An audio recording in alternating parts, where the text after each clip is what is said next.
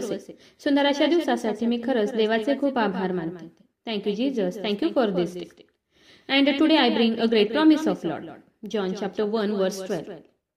योहान शुभ वर्तमानाचा पहिला अध्याय 12वं वचन आज आपण पाहणार आहोत. परंतु जितक्यांनी त्याचा स्वीकार केला तितक्यांना म्हणजे त्याच्या नावावर विश्वास ठेवणाऱ्यांना त्याने देवाची मुले होण्याचा अधिकार दिला. Hallelujah. Really what a great promise of Lord.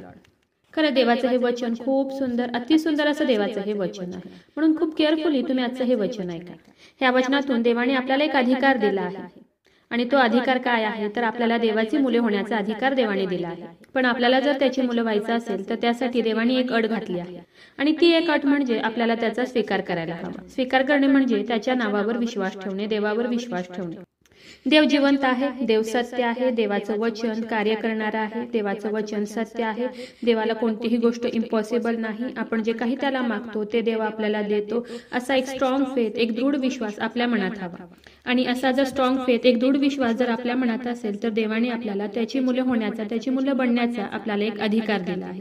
म्हणजे आपण जर विश्वासात कम पडतो, सतत जर मन आपलं कोणत्याही गोष्टीबद्दल डगमगत असेल, हे होईल का नाही, हे करू का नको, हे असं होईल का, तसं होईल का, असं सतत जर आपल्या मनात जर प्रश्न असतील, हे काय करायचं, कसं करायचं, असे जर मनात आपल्या सतत जर प्रश्न असतील तर आपल्याला देवाचं मुलं होण्याचा काही एक अधिकार नाही. पण जर आपण विश्वासात स्ट्रॉंग असू, काही जरी झालं तर देव माझ्या बरोबर आहे, कोणतीही परिस्थिती, कोणतेही संकट माझं काही करू शकत नाही, असा जर विश्वास, एक दृढ विश्वास जर आपल्या मनात असेल तर आपण देवाची मुलं आहोत. आणि जर तुम्ही त्याचे मुले आहात तर त्याच्या प्रत्येक गोष्टीवर, त्याने तयार केलेल्या प्रत्येक गोष्टीवर आपला अधिकार आहे. कारण आपण त्याची मुले आहोत. जर आपण त्याची मुले आहोत तर आपण त्याचे वारस सुद्धा आहोत. आणि जर आपण त्याचे वारस आहोत तर त्याच्या प्रत्येक गोष्टीवर, देवावर आपला पूर्ण अधिकार आहे, हक्क आहे. त्याच्या कोणत्या गोष्टीवर आपला हक्क आहे तर त्याच्या हाताच्या सर्व कृत्यावर, देवाने जगामध्ये जे काही निर्माण केलं आहे, ज्या काही गोष्टी देवाने तयार केल्या आहेत त्या सर्व गोष्टीवर आपला अधिकार आहे.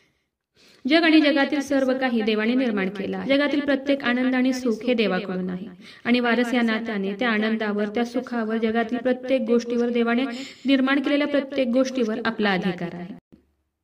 स्तोत्रसंहिता 2 अध्याय 8व्या वचनात आपण पाहतो की माझ्याजवळ माग म्हणजे मी तुला राष्ट्रीय वतना दाखल देईन, पृथ्वीच्या दिगंतापर्यंतचे स्वामित्व तुला देईन.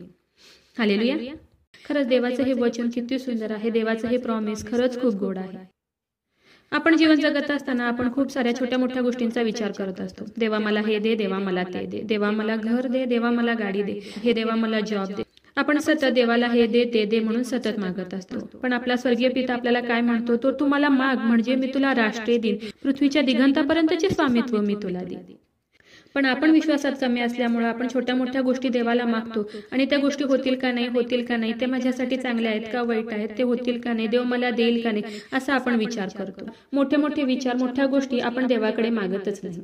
आपला बाप हा श्रीमंत बाप आहे. त्याच्या आज्ञेने सर्व काही निर्माण झालं आहे.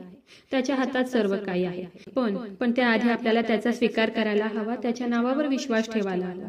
तेव्हाच आपण त्याचे मुलं बनू. आणि जर आपण त्याचे मुलं बनू तर त्याचे वारस पण आहोत. आणि जर आपण त्याचे मुलं झालो तर वारसी हक्काने त्याच्या प्रत्येक गोष्टीवर, त्याच्या हाताच्या प्रत्येक कृत्यावर, त्याने जगात केलेल्या सर्व गोष्टीवर आपला अधिकार आहे, हक्क आहे. आणि ह्याची जर आपल्याला जाणीव असेल तर आपला बाप हा राष्ट्रीय वतना दाखल देणारा बाप आहे.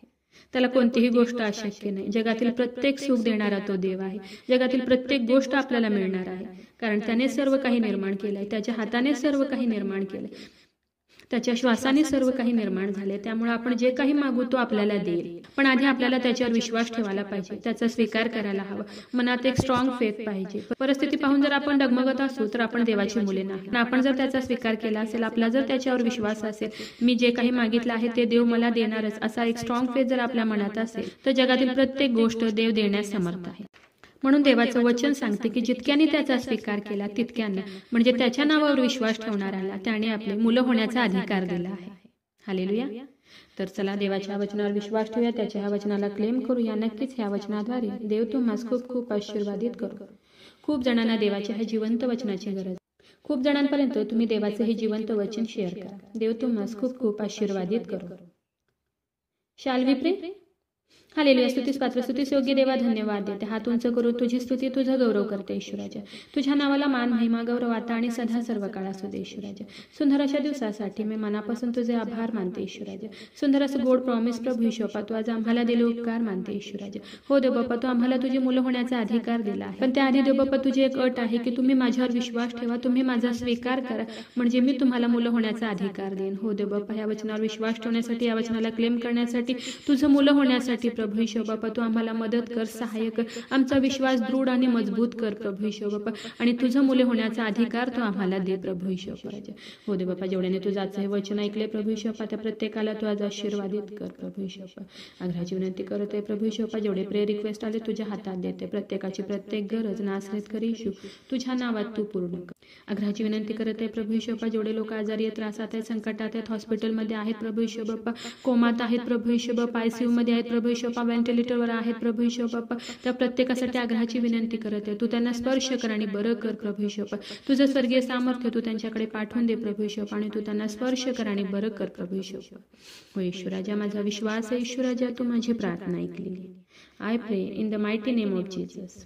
आमेन.